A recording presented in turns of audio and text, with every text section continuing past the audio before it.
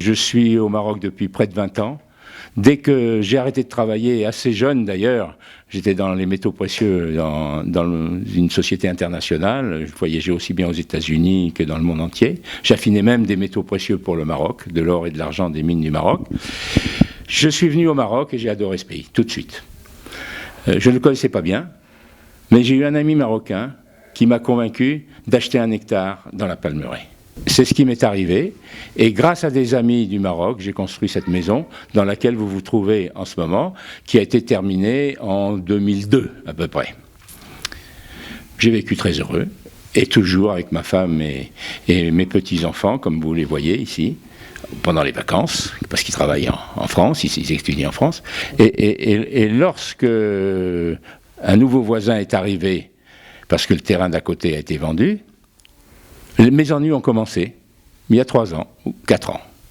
Ce monsieur a cru qu'il pouvait acheter ce terrain sur lequel il y avait une servitude de passage bien inscrite dans un acte notarié qu'il a lui-même signé, a fait fi de ce droit et a décidé que je devais passer ailleurs, que ce chemin de servitude était chez lui, que la porte de la servitude était la sienne, et que je ne pouvais ni avoir la clé, ni m'en servir, et que c'était son bon vouloir de me l'ouvrir ou de me la fermer. Il a donc décidé, comme je me suis opposé à cela, il a décidé de couper les commandes électriques de la porte, et qu'on l'ouvre à la main et qu'on la ferme à la main chaque fois que l'on passe.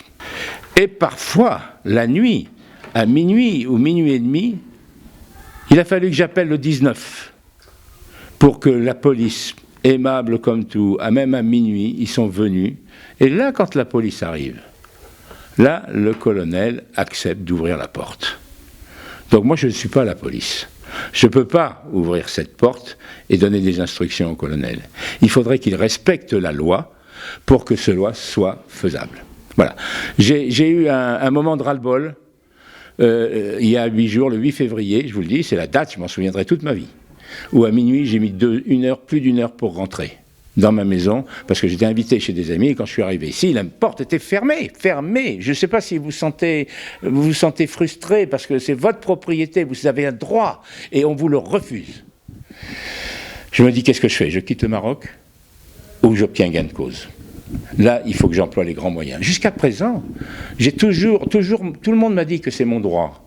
Vous êtes venu, vous me dites, mais c'est votre droit. La police vient, mais c'est mon droit. Le caïd vient, mais c'est votre droit. Et puis maintenant, ils disent, bah oui, mais il faudrait vous entendre. Mais je ne sais plus quoi faire, parce qu'ils n'ont jamais résolu les problèmes. Ils sont toujours très gentils. Ils ont parlé au colonel, qui a fait amende honorable pendant 1 mois, 2 mois, puis qui recommence. Là, j'ai dit, c'est fini. Je ne supporte plus cette façon de faire. Elle est trop dure. Trop dure pour ma femme. Trop dur pour moi.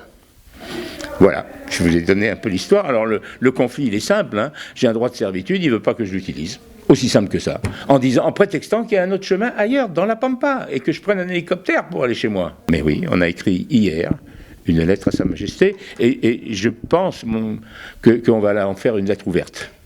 Parce qu'on m'a dit que c'était possible. Je ne savais pas qu'il était possible de publier une lettre qu'on écrivait à Sa Majesté.